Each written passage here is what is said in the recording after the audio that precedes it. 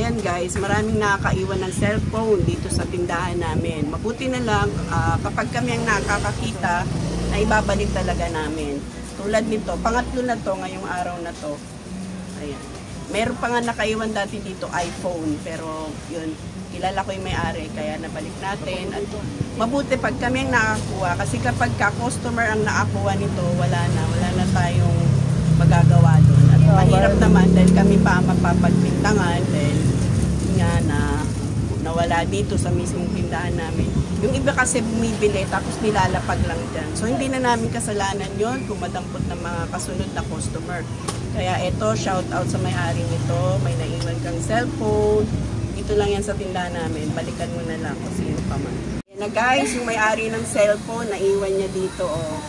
Salamat ka at merong nakakitang customer binalik sa amin. Eh paano kung yung ibang customer kinuha lang tapos sabay alis? Salamat ka, yung may-ari. Huwag mo na ulitin nilalapag ha kasi maraming, lalo na pag cellphone, ang daling ibenta niya. No? Sige, bye-bye na. Ayan guys, meron na namang nakaiwan ng cellphone dito kanina dahil pinatong niya dito habang namimili siya ng hikaw. Ayan. Kaya tinabi na naman natin at bumalik din naman siya agad at binalik natin sa kanya. Siguro kung masamang tao lang tayo at mapaglamang tayo ng kapwa, eh baka tinago ko na.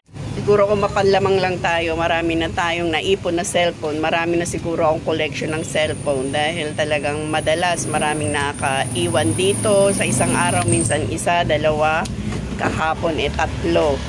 Kanina isa na naman, pero hindi naman po tayo ganun, kaya tayo ay pinagpapala ni Lord kasi ang masamang gawain ay hindi rin yan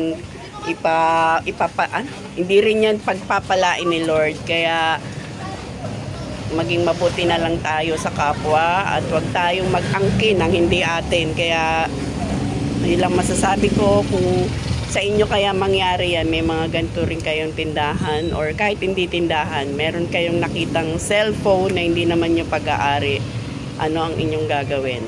Basta kami dito, pag ano yung maiwan, ano yung may lapag dyan, basta alam namin hindi amin, tinatabi po natin at kung babalikan nila, babalik din po natin yan. Yan lang po guys.